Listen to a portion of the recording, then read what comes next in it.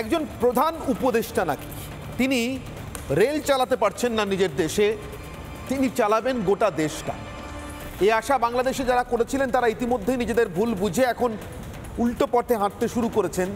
তারা নিজেরাই প্রশ্ন তুলছেন, তারা নিজেরাই প্রশ্ন করছেন আর কতদিন এভাবে দেশ চলতে পারে, আর যদি চলে তাহলে বাংলাদেশের ভবিষ্যৎ কী। এক কথায় বললে যে কোনো দেশের, যে কোনো আধুনিক দেশের এবং বিশেষ করে আমাদের দক্ষিণ পূর্ব এশিয়ার দেশগুলোর মতো দেশে একটা দেশের লাইফ লাইন হচ্ছে রেল লাইন। সেই বাংলাদেশে রেল লাইনটা এই মুহূর্তে স্তব্ধ। তার কারণ রেল লাইনে রেলের চাকা গড়াচ্ছে না যারা রেল চালান, ট্রেন চালান, সেই ড্রাইভার, গার্ড সহ সমস্ত রানিং স্টাফ মেম্বাররা তারা এই মুহূর্তে ধর্মঘট করে বসে আছেন। তার কারণ তারা তাদের প্রাপ্য ডিএ পাচ্ছেন না, মহার্ঘ ভাতা পাচ্ছেন না। শুধু পাচ্ছেন না এটুকু বললে কম বলা হয়, তারা যে আদৌ মহার্ঘ ভাতা পাবেন, মানে তাদের যে মহার্ঘ ভাতা পাওয়ার একটা দাবি আছে, এটা দেশের অর্থ উপদেষ্টা মানে অর্থনৈতিক উপদেষ্টা, কার্যত যিনি অর্থমন্ত্রী, মানে অর্থমন্ত্রী নেই বলে তিনি অর্থ উপদেষ্টা, তিনিই জানেন না। আর রেল উপদেষ্টা বলছেন সব ফাইল নাকি ওখানে পাঠানো আছে। এই অবস্থার মধ্যে দিয়ে যে দেশ যাচ্ছে সে দেশের ভবিষ্যৎ নিয়ে স্বাভাবিকভাবেই প্রশ্ন, কিন্তু প্রশ্নটা আরও বড় করে উঠছে বা পরিস্থিতি আরও খারাপের দিকে যাচ্ছে সম্ভবত ঠিক যেমনটা অনেকে আশঙ্কা করেছিলেন সেইভাবেই অন্যদিকের চাকা গড়াতে শুরু করার পর। ডোনাল্ড ট্রাম্পের শপথের কথা বলছি। 20শে জানুয়ারি তিনি শপথ নেওয়ার পর দু একদিনের মধ্যে বন্ধ হয়ে যায় বাংলাদেশের যাবতীয় মার্কিন সাহায্য। স্বাভাবিক, তার কারণ আগের প্রভু বাইডেন ডিপ স্টেটের একেবারে ঘনিষ্ঠ, ডিপ স্টেটের দালাল বলা যেতে পারে বাইডেন, যার শিষ্যত্ব করে বাংলাদেশের এই ক্ষমতার পিঠে ভাগ থেকে বেআইনিভাবে, অসাংবিধানিকভাবে ক্ষমতার বৃত্তে ঢুকে পড়া মোহাম্মদ ইউনূসের, সে নিজেই বাক্সপত্তর গুছিয়ে বাক্সপ্যাটরা বেঁধে হোয়াইট হাউস থেকে বিদায় হয়েছে একেবারে ঝাড়ে বংশে। এমন ভয়ে যাওয়ার সময় তার যে নিজেকে, নিজের ছেলেকে, মেয়েকে, জামাইকে, গোষ্ঠীশুদ্ধ সবাইকে আগে থেকে ক্ষমা করে দিয়ে গেছে। ওটা ওদেশের নিয়ম, মানে মার্কিন প্রেসিডেন্টদের ক্ষেত্রে এরকম করা যায় যাতে করে ভবিষ্যতে কেউ এসে তাদের বিরুদ্ধে তদন্ত করে তাদেরকে জেলে পাঠাতে না পারে। তো এখানেও বাইডেনের সঙ্গে একেবারে আষ্টে পৃষ্ঠে জড়িয়ে থাকা, জুড়ে থাকা ইউনূস, তার অবস্থা খারাপ হবে এটা সবাই জানত, তাই হচ্ছে। এমনিতে রাষ্ট্রীয় সাহায্য তো বন্ধ হয়েইছে, ইউনূসের উপরে যুক্তরাষ্ট্রের যে আশীর্বাদ ছিল তাও খুব খারাপ জায়গায়। তার কারণ যুক্তরাষ্ট্র নিজেই যুক্তরাষ্ট্রের ভিতরে খুব খারাপ জায়গায় সব গেছে। সিআইএ, এফবিআই, দেশের ভিতরে যতগুলো ক্ষমতার কেন্দ্রবিন্দু সব কটা জায়গা থেকে ঝেঁটিয়ে বিদায় করে দিয়েছে ডোনাল্ড ট্রাম্প। অতএব সোরসের শিষ্য বাইডেন, তাদের আরেক বন্ধু ক্লিন্টন, মানে যারা সব এই ইউনূসের গ্যাং, ইউনূস যাদেরকে নির্বাচনে সাহায্য করতো টাকা দিয়ে, আবার এরা পাল্টা সাহায্য করতো ইউনূসকে, ফেরার ইউনূসকে বাংলাদেশে ফিরিয়ে, তাদের এই পারস্পরিক সহযোগিতার আর কোনো জায়গাই নেই। লাথি ঝাঁটা খাওয়া বাইডেন বা ক্লিন্টনরা এখন ইউনূসকে সাহায্য করতে অপারগ। ইউনূসের কি শেষ ঘন্টা বাজছে বাংলাদেশে? যদি ইউনূসের শেষ ঘন্টা বেজে গিয়ে থাকে, যে দেশে রেল অচল হয়ে গেছে সে দেশ আর কতটুকু চলতে পারবে সামনের দিনে? যে দেশে রেল চালাতে সেনা নামাতে হয়, সে দেশে দেশ চালাতে তাকে কিভাবে নামাতে হবে তার একটা ক্লু অবশ্য আজকে এসছে, দেখাবো আপনাদেরকে, শোনাবো। কিন্তু আমার প্রশ্ন যে সে দেশ আদৌ চলবে কিনা, আর যদি না চলে তাহলে তার ভবিষ্যৎ কি? গৃহযুদ্ধ? আসবো আজকের বিতর্কে, তার আগে আজকের বিশেষ প্রতিবেদন।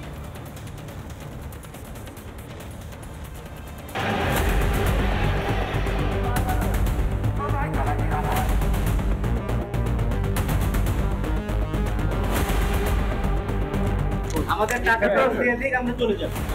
আমাদের তো ভাই নেই মাইনে, নেই পেনশন। বাংলাদেশে এবার রেলের চাকা বন্ধ। দেশ জুড়ে রেল ধর্মঘট, দেশ জুড়ে চরম ভোগান্তি, ক্ষিপ্ত জনতার বেলাগাম ভাঙচুর। মার্কিন যুক্তরাষ্ট্রের প্রভুদের অঙ্গুলি হেলনে ইউনূসের হাতে বাংলাদেশ যেতেই ভাঁড়ে মা ভবানী। আকাশ ছোঁয়া মূল্যবৃদ্ধিতে এমনিতেই নাজেহাল হচ্ছিলেন সাধারণ মানুষ। একের পর এক ব্যাংক বাঁচাতে হচ্ছে বেল আউট প্যাকেজ, মানে সরকারি অর্থ অনুদানে। নামি দামে ব্যবসায়ীরাও পাট্টারি কুটাচ্ছেন। মরার উপর খাড়ার ঘা এবার মার্কিন প্রশাসন ট্রাম্পের হাতে। হপ্তা ঘুরতে পারেনি বন্ধ আমেরিকার সাহায্য। ব্যাস নোবেল জয়ী ইউনূসের অর্থনীতি ঘেঁটে ঘ। দেশের অর্থ উপদেষ্টা জানেনই না রেলকর্মীদের মহার্ঘ ভাতার দাবি। আচ্ছা, এখানে তাদের যে দাবি আছে সেই দাবিগুলো কিন্তু আমরা ইতিমধ্যে রেল মন্ত্রণালয় থেকে আমরা অর্থ বিভাগে পাঠিয়েছিলাম এবং এটা কিন্তু বহুলাংশে এই দাবিগুলো এখনো তাদের কিছু দাবি বাকি আছে।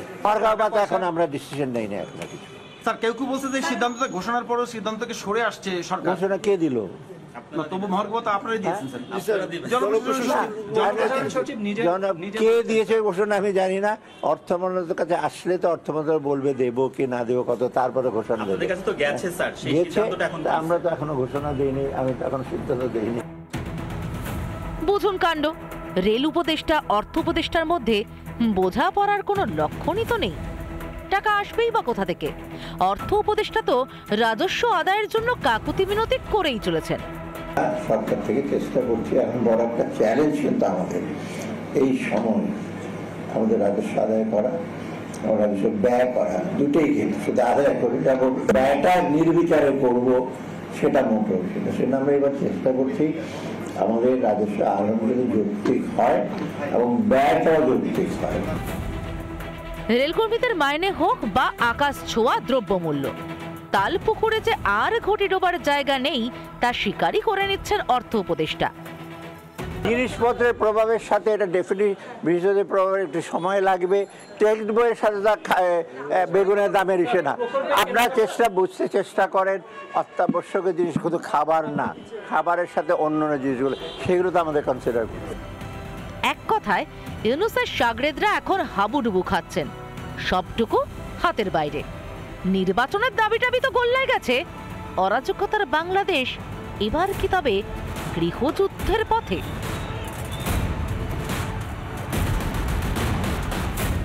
রিপাবলিক বাংলা। চুম্বকে দেখলেন রেল ধর্মঘটের মধ্যে দিয়ে যাওয়া বাংলাদেশের এই মুহূর্তের পরিস্থিতি, তার কিছুটা ঝলক দেখতে পেলেন আপনারা।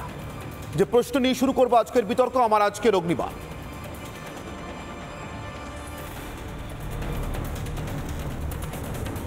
প্রভু গেছে, মানে বাইডেনের কথা বলছি, সোরসের কথা বলছি, মার্কিন গুপ্তরাষ্ট্র বা ডিপ স্টেটের কথা বলছি।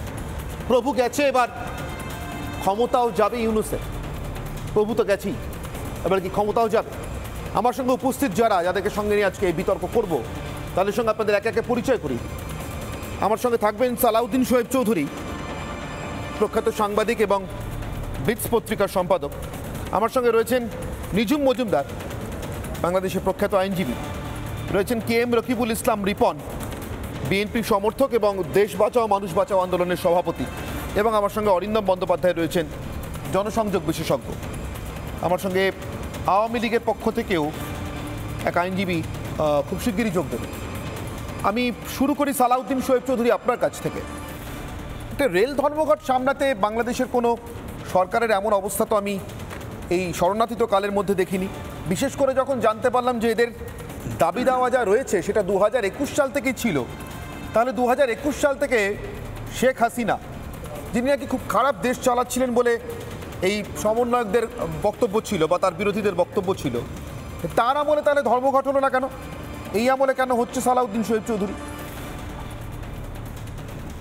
অনেক ধন্যবাদ অনির্বাণ বাবু। দেখুন, এই ইউনূসের জঙ্গি জিহাদি জবাই বাহিনী ওরা এখন বলছে যে রেল চালানো তো কোনো কঠিন কাজ না, 7 দিন আমরা শিখবো, আমরা এই রেল চালাবো।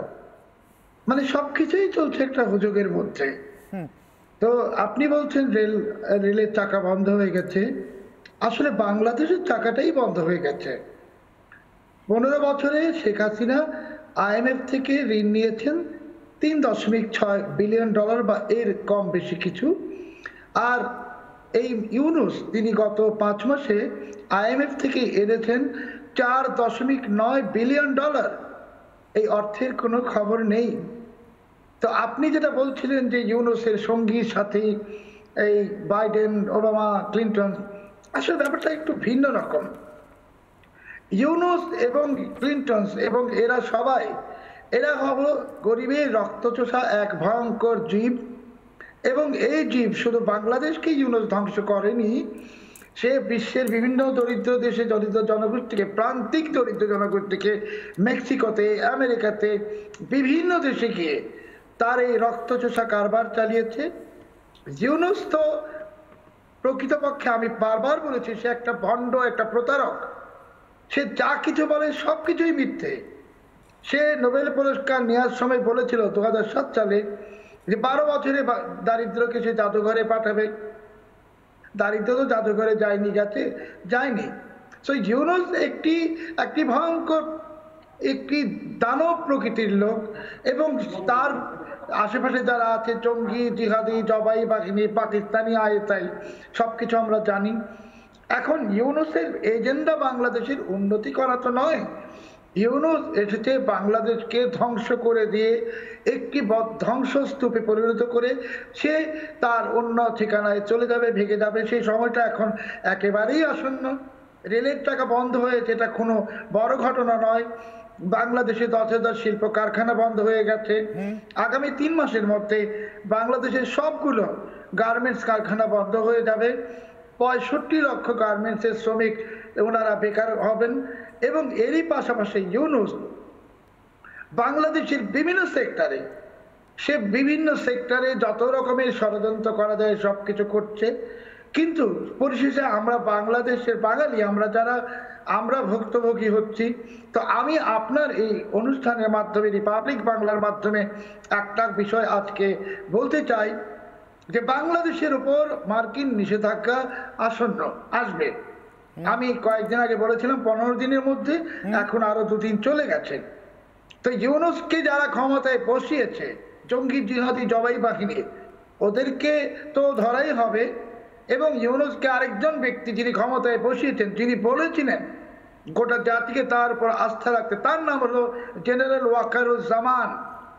আজকে জেনারেল ওয়াকারুজ্জামানকে জাতির কাছে এসে জবাব দিতে হবে তিনি কেন বলেছিলেন ওনার উপর আস্থা রাখতে। আর আজ বাংলাদেশ ধ্বংস হয়ে যাচ্ছে, শিল্প কারখানা ধ্বংস হয়ে যাচ্ছে, রেলের টাকা বন্ধ হয়ে গেছে, বাংলাদেশের অর্থনীতি ধ্বংস হয়ে যাচ্ছে। এই যে ধ্বংস হবে, তার দায়িত্ব ওয়াকারুজ্জামান সাহেব এবং বাংলাদেশ সশস্ত্র বাহিনী, সেনাবাহিনী, ওনারা কিভাবে অস্বীকার করবেন? আমার তো মনে হয় যে বাংলাদেশের উপর শুধু নিষেধাজ্ঞা আসছে তাই নয়, ওয়াকারুজ্জামান সাহেবের উপরও নিষেধাজ্ঞা আসা উচিত এবং আসবে। এবং আজ হোক, কাল হোক, পরশু হোক, এই বাংলার মাটিতে ইউনুসের বিচার হবে, তার জঙ্গি, জিহাদি, জবাই বাহিনীর বিচার হবে, এবং জেনারেল ওয়াকারুজ্জামানের মতো লোক যারা জাতির সাথে বিশ্বাসঘাতকতা করেছেন, কথা দিয়ে কথা রাখেননি, তাদেরও বিচার হবে। আমি আজকে বাংলাদেশে বসে এর চেয়ে বেশি আর কিছুই বলতে পারছি না। চৌধুরী, আপনি আমার সঙ্গে থাকুন। আমি KM রকিবুল ইসলাম রিপনের কাছে আসবো, তার বক্তব্য শুনবো। তার কারণ তারা উল্টো পক্ষের বক্তব্যটা বলেন, অর্থাৎ তারা শেখ হাসিনার সময়কার বাংলাদেশ কতটা খারাপ ছিল, কতটা খারাপ সময়ের মধ্যে দিয়ে গিয়েছে, এবং তার ফলে বাংলাদেশে এই পরিবর্তন এসেছে বা আনতে বাধ্য হয়েছেন, তারা এই দাবিটা তারা করে থাকেন। আমি তার কথাও শুনবো, কিন্তু তার আগে KM রকিবুল ইসলাম রিপন, আমি একটা চিঠি দেখাচ্ছি যেটা আপনাদেরই ক্রোয়েশিয়া স্থিত দূতাবাসের দেওয়া। সেই চিঠি ইতিমধ্যেই বাংলাদেশের পররাষ্ট্র মন্ত্রকের কাছে এসছে। আমি সেই চিঠিটার আমি নির্ধারিত অংশটুকু শুধু পড়ছি, আপনি চিঠিটা দেখে নিতে পারেন। এটা এম্বাসি অফ বাংলাদেশ, এটা ক্রোয়েশিয়া থেকে পাঠানো টু দ্য নেদারল্যান্ডস, অর্থাৎ নেদারল্যান্ডসে পাঠানো হয়েছে, মিনিস্ট্রি অফ ফরেন অ্যাফেয়ার্সে পাঠানো হয়েছে, হেগ থেকে পাঠানো হয়েছে। বলা হচ্ছে চিঠির subject, Croatia will stop issuing work permit to Bangladeshi workers for violating terms of agreement. কেন? 12,400 শ্রমিককে 2024 সালে ওয়ার্ক পারমিট বা ভিসা দিয়েছিল ক্রোয়েশিয়া, 12,400 শ্রমিককে। এর মধ্যে 8,000 শ্রমিককে কোনোদিন ক্রোয়েশিয়া দেখাই যায়নি, তারা জানেনি ক্রোয়েশিয়া। বাকি যে 4,400 শ্রমিক গিয়েছিলেন তার অর্ধেক, মানে 2,200 এখন ক্রোয়েশিয়া কাজ করেন। বাকিরা একটি সেনজেন ভিসা হয়, অর্থাৎ 35টি দেশে একসঙ্গে ঢোকার পারমিট পাওয়া যায়। একটি ভিসা থাকলে, একটি দেশের ভিসা থাকলে, সেই ভিসা নিয়ে ইউরোপের অন্যান্য দেশে ছড়িয়ে পড়েছেন। ইউরোপিয়ান ইউনিয়নের উপর তরফ থেকে ভয়ঙ্কর চাপ ক্রোয়েশিয়ার উপর, এবং এই অন্যান্য দেশে ছড়িয়ে যাওয়া দেশগুলো, মানে বাংলাদেশি শ্রমিকরা যেসব দেশে ছড়িয়ে গেছেন সেই দেশগুলোর উপরে রয়েছে যে ইমিডিয়েটলি এই ওয়ার্ক পারমিট ইস্যু করা বন্ধ করতে হবে। তার কারণ বাংলাদেশি ন্যাশনাল না, বাংলাদেশি শ্রমিকরা তারা কথা রাখছেন না। ভারত যে বাংলাদেশি দূতাবাস, সেখান থেকে সরাসরি আবেদন জানানো হয়েছে যে এক্ষুনি যদি এই বিষয়ে ব্যবস্থা নেওয়া না হয় তাহলে যথেষ্ট নাম খারাপ হবে বাংলাদেশের, এবং ইউরোপের বাকি দেশগুলোর দরজাও বন্ধ হবে, ক্রোয়েশিয়ার দরজা তো বন্ধ হবেই। নেদারল্যান্ডস থেকে এবং হেগ থেকে চিঠি লেখা হচ্ছে। আমি এইখান থেকে জিজ্ঞাসা করব KM রকিবুল ইসলাম রিপন, যে একটি দেশের থেকে শ্রমিকরা অন্য দেশে কাজ করতে যেতেই পারেন, আমাদের দেশ থেকেও বিশ্বের অন্য দেশে যান, সেখানে কেউ যদি অবৈধ কার্যকলাপে লিপ্ত হয়ে পড়েন রাষ্ট্রকে দায়িত্ব নিতে হয়। কিন্তু অবস্থাটা এমন কেন, যেখানে আপনাদের এই চিঠির মধ্যেই উল্লেখ রয়েছে, আপনি দেখলে যে ক্রোয়েশিয়া যে টাকা পয়সা দেয়, যে মজুরি দেয় ইত্যাদি, এবং সেখানে যা জীবন ধারণের স্ট্যান্ডার্ড সেটা ইউরোপের অন্য দেশের থেকে খারাপ নয়, বরং ভালোই কিছু কিছু দেশের থেকে।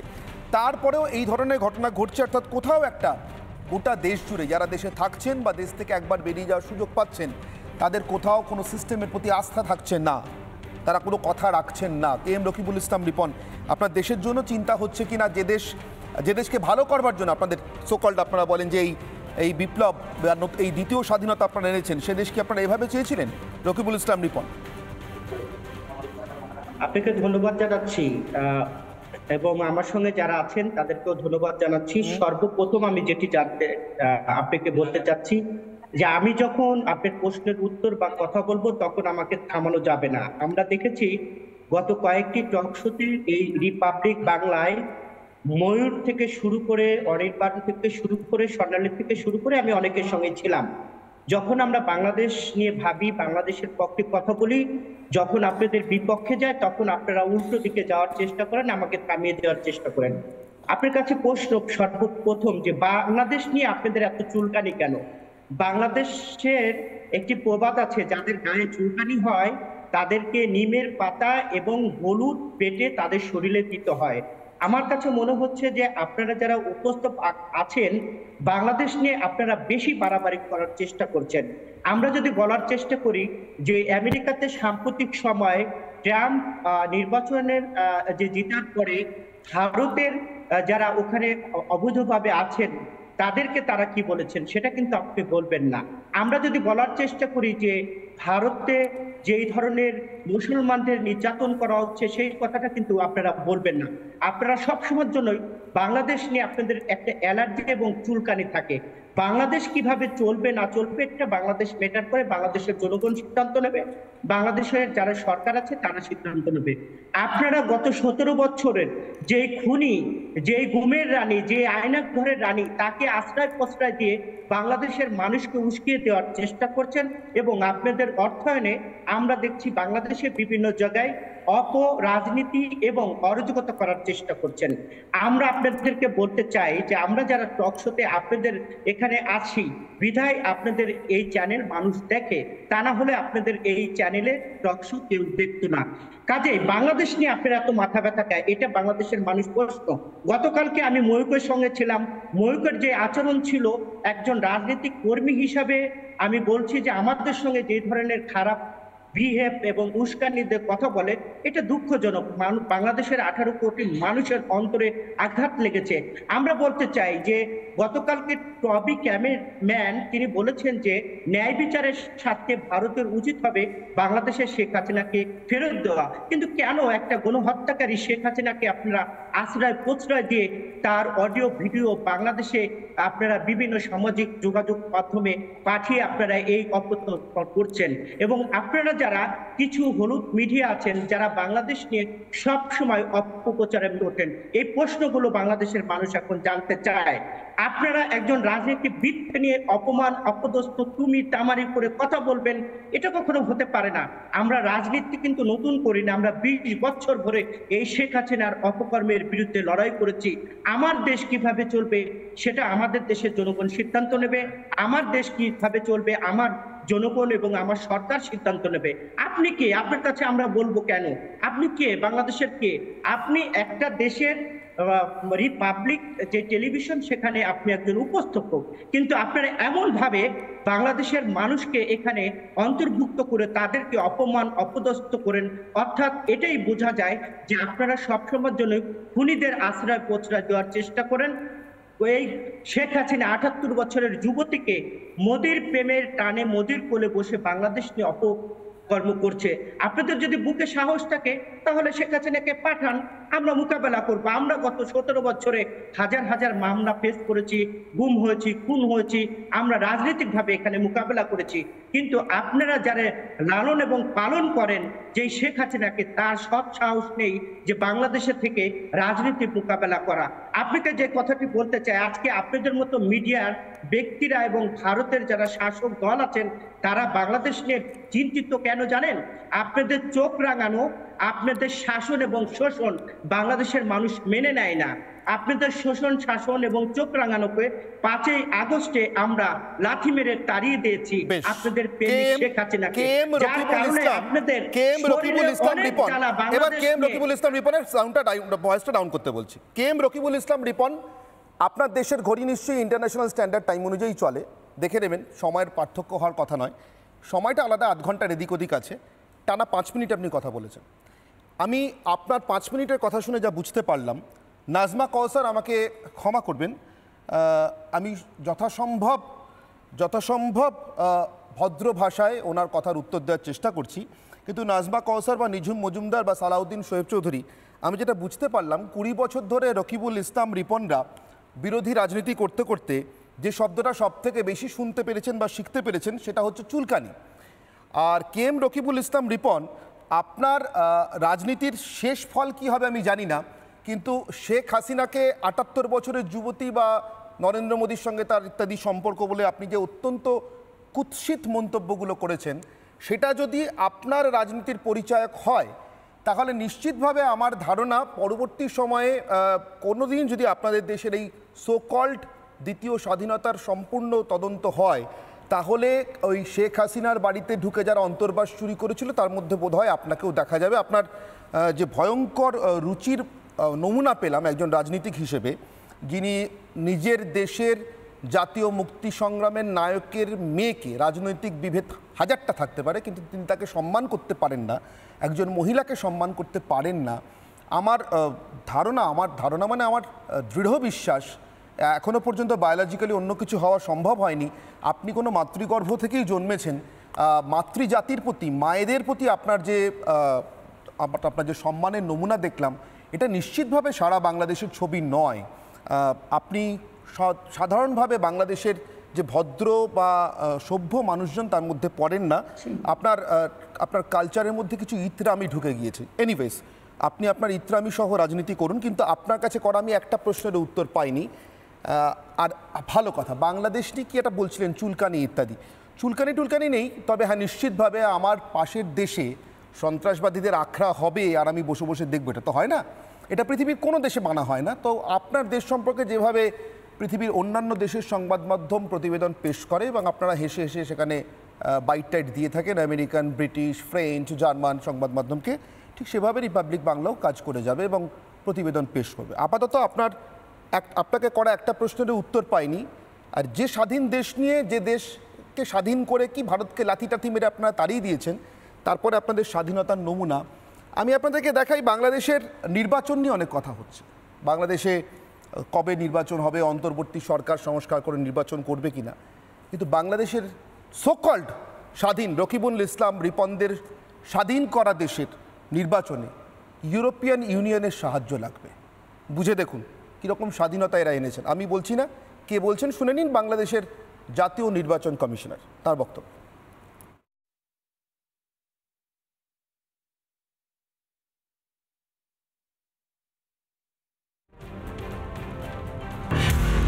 ইসির স্বাধীনতা যেটা আমাদের কনস্টিটিউশন যেটা দিয়েছে সেটা যাতে গ্যারান্টিড থাকে সেটা ওনাদেরকে জানিয়েছি যে আমরা this is what we want, that is our bottom line. বাংলাদেশের আগামী নির্বাচন অবাধ, সুষ্ঠু ও আন্তর্জাতিক মানের করতে সব রকম সাহায্য করবে ইউরোপীয় ইউনিয়ন। মাইকেল মিলার ইউরোপিয়ান ইউনিয়নের তরফ থেকে জানাচ্ছেন একটি সোকল্ড রকিবুল ইসলাম রিপনদের অন্তর্বাস চুরি করে স্বাধীন করা দেশের পরবর্তী নির্বাচনে সাহায্য করবে ইউরোপিয়ান ইউনিয়ন। আমি নিঝুম মজুমদারকে জিজ্ঞাসা করব, নিঝুম মজুমদার কীরকম স্বাধীনতা এটা, যে স্বাধীনতায় দেশের রেল চলাচল বন্ধ হয়ে যায়, পরের নির্বাচন করতে ইউরোপিয়ান ইউনিয়নের সাহায্য লাগে। শেখ হাসিনা তো ইউরোপিয়ান ইউনিয়ন কেন, অন্য একটি দেশের সাহায্য কখনো কোনো নির্বাচন করেননি যতটুকু জানি আমি। আপনাকে আপনাকে অনেক ধন্যবাদ। যে ভদ্রলোক এখানে কথা বললেন, খুব সুন্দর একটা স্যুট পরেছেন, সাদা শার্ট পরেছেন, একটা ঘড়িও দেখা যাচ্ছে, চোখে চশমাও আছে। হ্যাঁ, দেখে মনে হচ্ছে একজন ভদ্রলোক এখানে এসেছেন। কিন্তু আপনি ঠিকই ধরেছেন, আমি জাস্ট মুখের ভাষাগুলো খেয়াল করলাম। আমি চুলকানি, খুনি, গুমের রানীও যদি বাদ দিই, শেষ মুহূর্তে তিনি এসে বললেন মোদির কোলে বসে থাকে। খেয়াল করে দেখেন এদের এদের এদের সেক্সুয়াল ফ্রাস্ট্রেশন, ফ্যান্টাসি ঠিক কোন জায়গাতে পৌঁছে গেছে। কেমন দেখেন, একটা চশমা পরা একটা লোক, দেখেন কেমন পারভার্টের মতো লাগছে লোকটাকে। একটা ছোট একটা বাচ্চা ছেলে, তার জীবনের ক্যারিয়ারটা কত সামনে আছে। দেখেন, লক্ষ্য করে দেখেন লোকটার দিকে, কেমন যেন উন্মাদের মতো হাত পা ছুটছে, হাত এরকম করছে। দেখেন দেখেন, লক্ষ্য করেন, মনে হচ্ছে না লোকটা পাগল? হ্যাঁ, এখন মজার ব্যাপার হচ্ছে যে আপনি এই যে এত অপমান করলেন, এই লোকটা না আপনার অপমানই বোঝেনি। আপনি যখন তাকে বলছেন তখন সে কেমন এমন এমন করছে, হাত করছে। সে যে বোঝার ক্ষমতা যে এইটা একটা গ্লোবাল ভিলেজ, এই পৃথিবীটা একটা গ্লোবালাইজেশনের যুগে আছি। এইখানে ভানুয়াতু কথা বলবে আমেরিকাকে নিয়ে, আমেরিকা কথা বলবে ভানুয়াতু নিয়ে, এটা সারা পৃথিবীকে নিয়ে কথা বলবে। ভারত বাংলাদেশের 3 দিক থেকে সীমান্তবর্তী একটা রাষ্ট্র। বাংলাদেশের এমন না যে বাংলাদেশের কোনো কিছু ভারতকে এফেক্ট করে না, প্রতিনিয়ত করছে। এবং সবচেয়ে বড় ব্যাপার, আমাকে সীমান্তবর্তী হতে হবে কেন? এই যে আপনার যিনি প্রতিনিধি আসলেন, তিনি বললেন বাংলাদেশকে সাহায্য করবেন। এই যে বসে থাকা পারভার্ট লোকটি একটাবারও বলেছে যে ইউরোপিয়ান ইউনিয়ন কেন আসবে? ওইটা কেন বলেনি জানেন? বিকজ পলিটিক্স অফ কনভেনিয়েন্স, এটা তার পক্ষে যায়, এটা তার পক্ষে যাচ্ছে। সে কারণে এই ধরনের নোংরা রুচির মানুষগুলো, যেমন বারবার তার খুবই আক্ষেপ, ভারত কেন কথা বলবে? আপনি এসেছেন কেন এই টিভিতে? আপনার যখন এতই আক্ষেপ, আপনি যখন এই টিভিতে আপনি বয়কট করতেন যে আমি আসবো না রিপাবলিক বাংলায়। স্যুট পরে এসেছে, আবার একটা ঘড়িও চকচক করে উকি দিচ্ছে, খেয়াল করে দেখেন একটা চশমা পড়েছে। হ্যাঁ, সর্বত বুদ্ধিজীবী সাধারণ এটা কিনে নিয়ে এসেছে আজকে সকালবেলায়। কিন্তু লোকটাকে দেখেন, আমি লোকটার দিকে তাকাচ্ছি আর মনে হচ্ছে যে আমাদের মানসিক স্বাস্থ্য হসপিটাল যেটা আছে আগারগাতে এবং পাবনাতে যেটা আছে, এর একটা সিট বুকিং দেওয়া দরকার।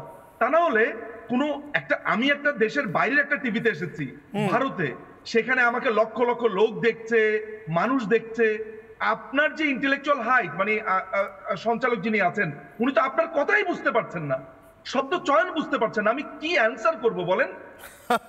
আমি নিজুম মজুমদার, আপনি আমার সঙ্গে থাকুন, আমি নাজমা কওসারের কাছে যাব। নাজমা কওসার, আমি আগের কথাগুলো বলতে চাই না, উচ্চারণও করতে চাই না, ওটা আমাদের কালচারাল স্ট্যান্ডার্ড নয়। কিন্তু আমি একদম যা নিয়ে কথা বলছিলাম সেটা নিয়ে কথায় ফিরে আসি।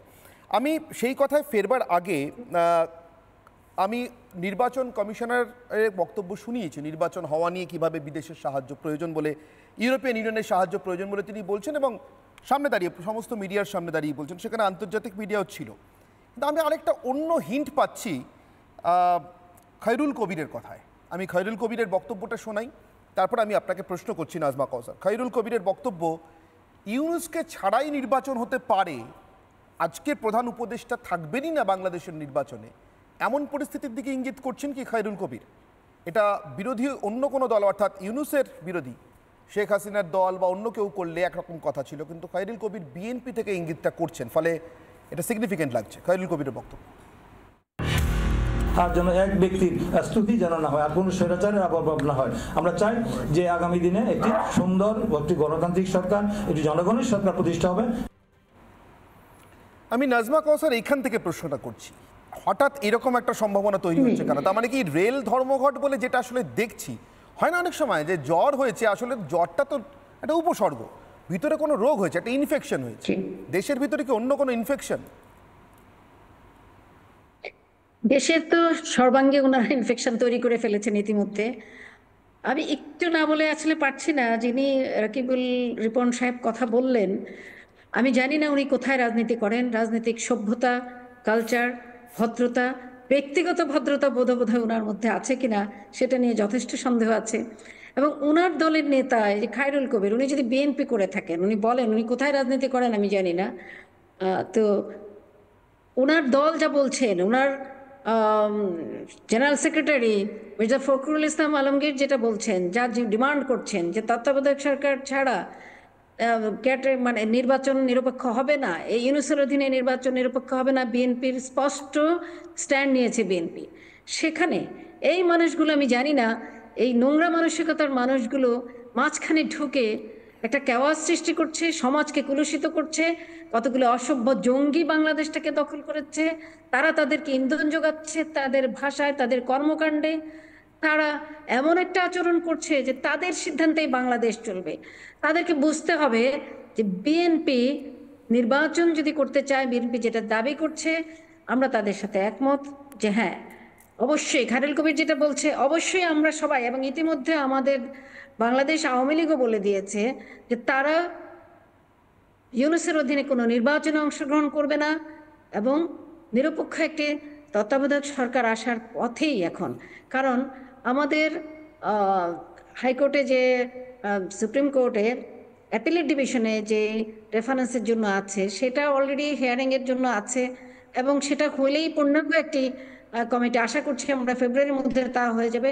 তখন ইউনূসকে অবশ্যই বিদায় নিতে হবে এবং একটি নিরপেক্ষ তত্ত্বাবধায়ক সরকার, যেটার আমাদের 13তম সংশোধনীতে যেটা ছিল সেটা কিন্তু এসে গেছে অলরেডি, কেয়ারটেকার গভর্নমেন্টের অধীনেই নির্বাচন হবে।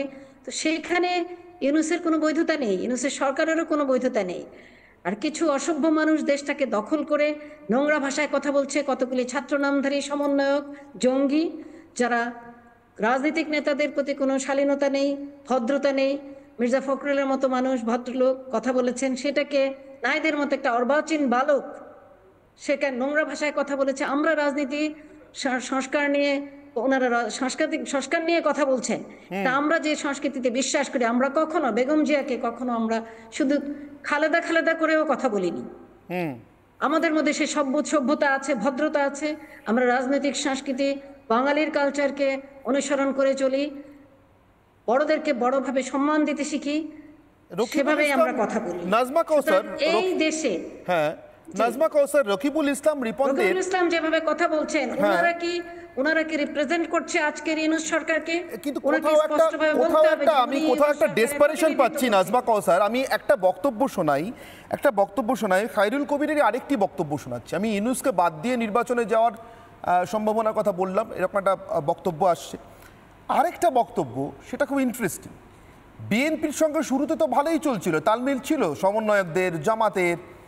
হঠাৎ কি ঘটলো যে খায়রুল কবির এমন বক্তব্য পেশ করছেন? আমি কালনেমির পিঠে ভাগ শুনেছি, কিন্তু পিঠের আগে আমার তো মনে হচ্ছে তাওয়া ভাগ হচ্ছে। মানে পিঠে যে তাওয়ায় সেঁকা হবে, সেই তাওয়াটা কার এবার বোধহয় সেটা নিয়ে মারামারি না লাগে।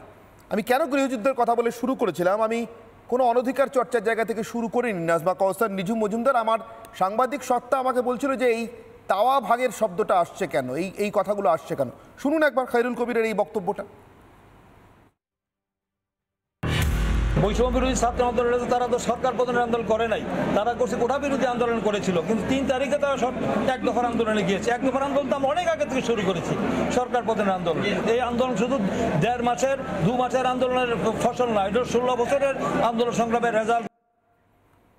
আমি আরেকবার KM রকিবুল ইসলাম রিপনকে একটা সুযোগ দেব তার নিজের দেশের পরিস্থিতি নিয়ে কথা বলবার, যদি তার ইচ্ছে থাকে। আর যদি অসভ্যতা করার ইচ্ছা থাকে তাহলে সেটাও করতে পারেন, কিন্তু সে সুযোগটা বেশিক্ষণ দিতে পারবো না, সময় বাধা তো। KM রকিবুল ইসলাম রিপন কেন এমন কথা বলছেন খায়রুল কবির, যে 16 বছর ধরে বিএনপি আসলে শেখ হাসিনাকে সরানোর জন্য যে আন্দোলন তার প্রতিনিধিত্ব করেছে, সমন্বয়কদের যে আন্দোলন সেটা নিতান্ত ছাত্রদের আন্দোলন ছিল। তাহলে আজকের সমন্বয়করা যে ক্ষমতা ভোগ করছে সেটা রাজনৈতিক ক্ষমতা, তাহলে সে ক্ষমতা তারা বেআইনিভাবে ভোগ করছে।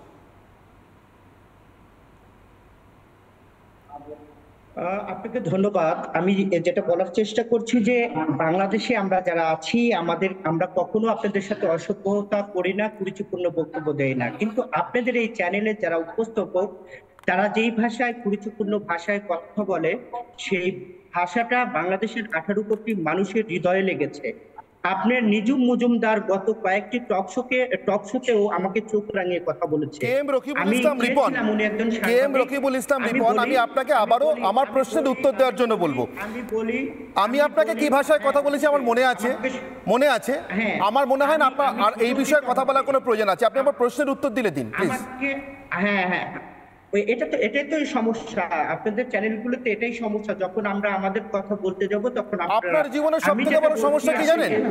প্লিজ পিসিআরকে বলবো একটু ভয়েসটা ডাউন করতে। কে এম রকিবুল ইসলাম রিপন, আপনাকে আপনার দেশের কোনো সঞ্চালক বলেছে কিনা জানি না, কিন্তু আমি ভারতের সঞ্চালক হয়েও আপনাকে বলছি, আপনি এটা শুনুন। আপনাকে আজ পর্যন্ত মাতৃগর্ভের লজ্জা বলে কেউ ডেকেছে? ডাকেনি বোধহয়। আমি আপনাকে বললাম আপনি আপনার মাতৃগর্ভের লজ্জা, এটা বলে আপনার মাকে এবং বাবাকে উঁচুতেই রাখলাম, কিন্তু আপনার পরিস্থিতিটা, আপনার অবস্থাটা বোঝালাম।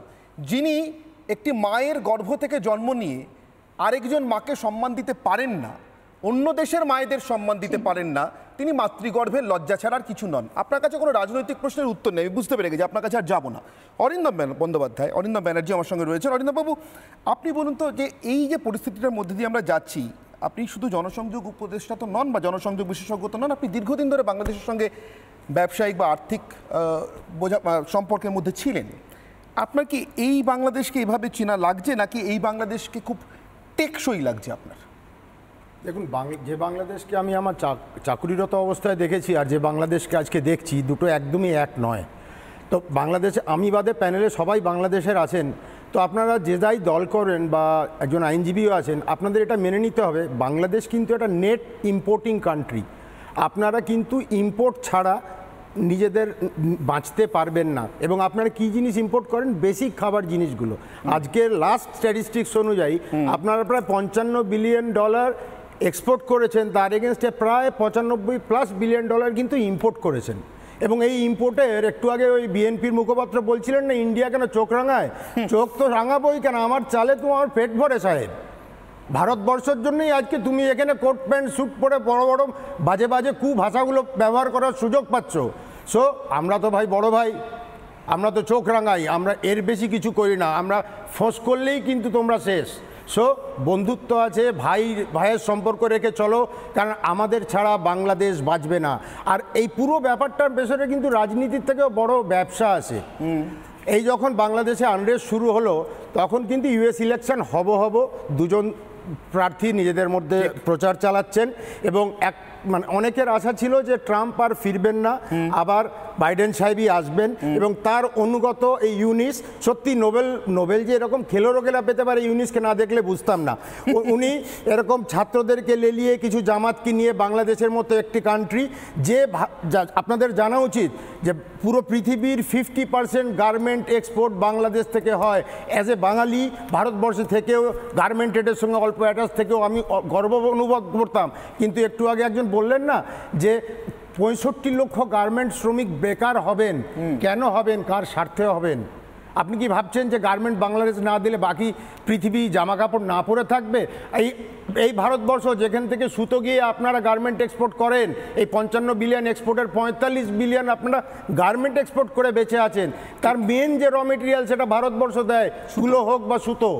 সব ভারতকে শ্রদ্ধা করতে শিখুন। আর বিএনপির মুখপাত্র, আপনি শুধু নিজের দলকে নামালেন না, আমাদের চোখে পুরো বাংলাদেশির কাছে বাংলাদেশিদেরকে ভীষণ নিচে নামালেন আজকে। এটা এক্সপেক্ট করি না। আপনি রাজনীতি করেন, রাজনৈতিক ভদ্রতা নিশ্চয়ই এক্সপেক্ট করবো আপনার মতো মানুষের কাছ থেকে। আমি সালাউদ্দিন শোয়েব চৌধুরীর কাছে যাব। সালাউদ্দিন শোয়েব চৌধুরীর কাছে আমার নির্দিষ্ট প্রশ্ন।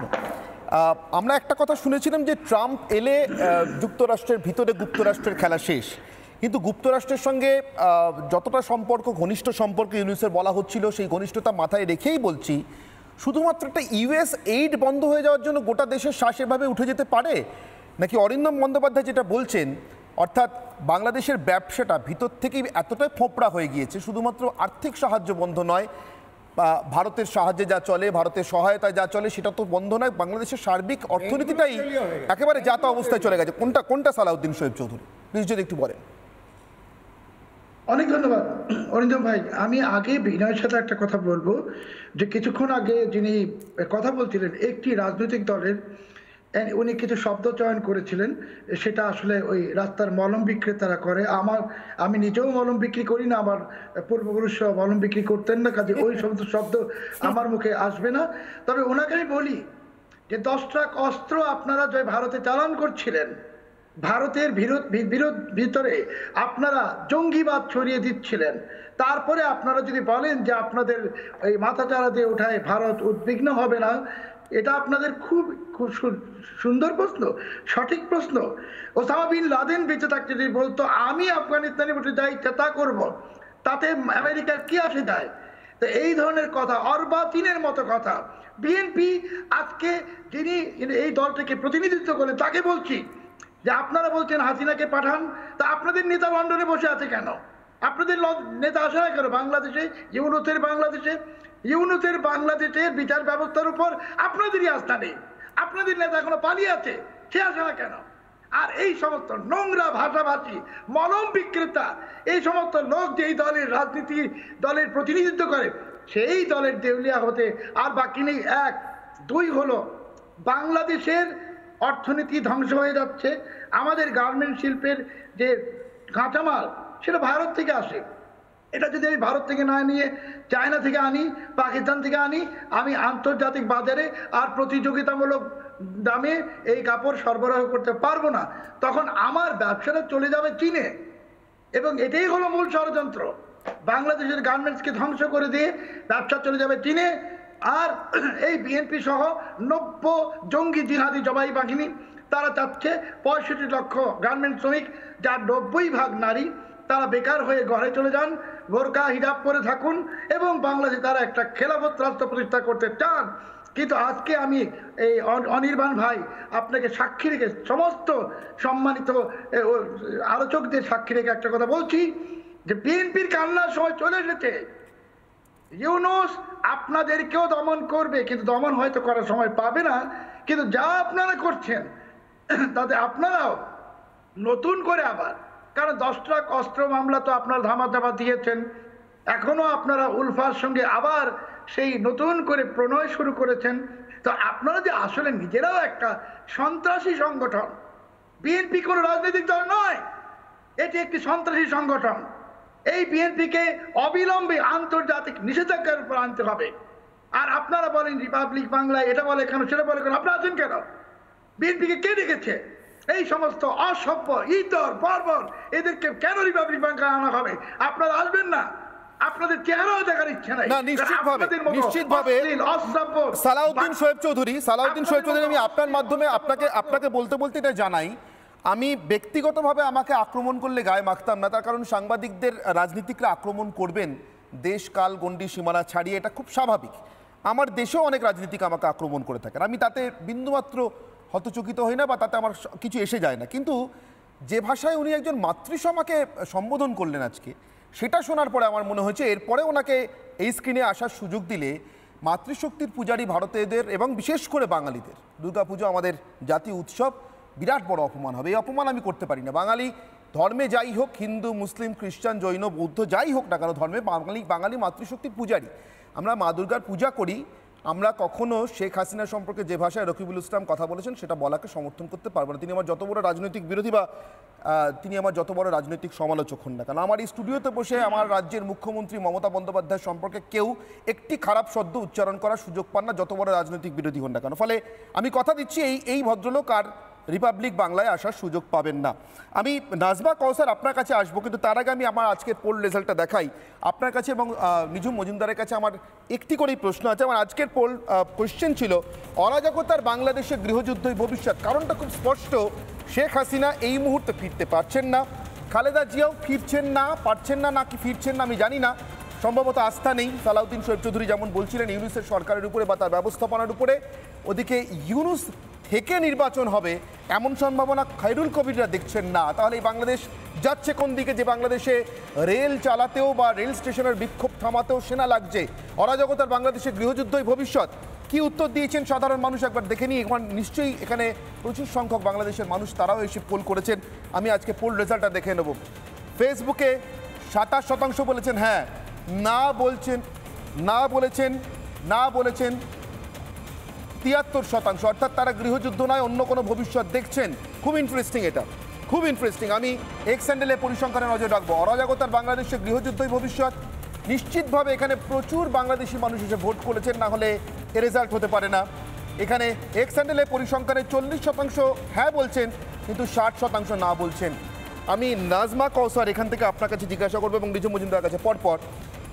নিঝুম মজুমদার, প্রথমে আপনার কাছে প্রশ্ন। বাংলাদেশিরা কিন্তু গৃহযুদ্ধ নয়, অন্য ভবিষ্যৎ দেখছেন, এটা কি একটা আশার আলো বলবেন? আমি কোনোভাবেই মনে করি না যে গৃহযুদ্ধের সম্ভাবনা। আমি বরঞ্চ বারবার বলে এসেছি যে বাংলাদেশে 5ই অগাস্ট গৃহযুদ্ধ শুরু হয়েছে, এবং আমি শুধু বলছি না, আমি প্রমাণ দেখিয়ে বলেছি যে সোমালিয়াতে যা ঘটেছে, রুয়ান্ডাতে যা হয়েছে হুতু এবং তুৎসিদের ভেতরে, আমি এই পুরো ব্যাপারটাকে একটা ক্লাসিক এক্সাম্পল হিসেবে সবসময় বলি যে বাংলাদেশে প্রত্যেকটা ঘটনা এবং এই যে একটা ভয়ঙ্কর অবস্থা, তাতে আমি দেখতে পাই যে স্বাধীনতা বিরোধী শক্তি এবং মৌলবাদী শক্তি যেভাবে মাথাচাড়া দিয়ে উঠেছে এবং অন্যদিকে প্রগতিশীল শক্তি মুক্তিযুদ্ধের পক্ষের, সেখানে অবভিয়াস একটা গৃহযুদ্ধ অলরেডি শুরু হয়ে গেছে। আমি জানি না আপনাদের কাছে ইনভিজিবল লাগছে কিনা, আমার কাছে খুবই ভিজিবল, আমার কাছে খুবই ভিজিবল। এবং তাহলে রিজুম বাবু, আমি যারা ভোট করছেন তারা তাহলে কিসের আশা দেখছেন? তারা কি শেখ হাসিনার প্রত্যাবর্তনের আশা দেখছেন বা একটা গভর্নমেন্ট পাওয়ার আশা দেখছেন?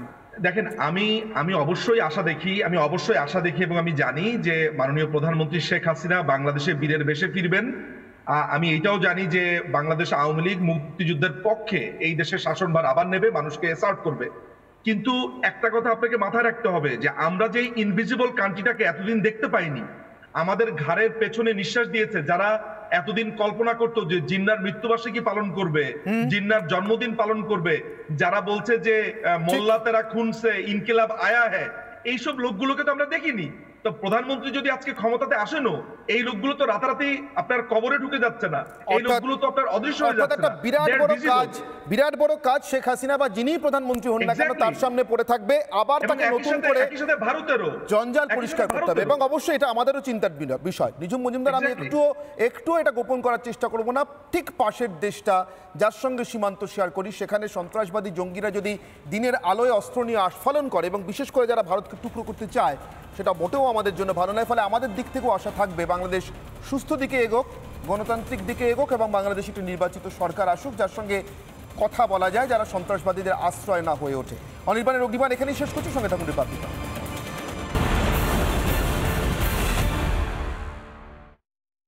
নানা ধরনের কন্টেন্ট দেখার জন্য লাইক করুন, শেয়ার করুন আমাদের ফেসবুক পেজ, সাবস্ক্রাইব করুন আমাদের ইউটিউব চ্যানেল।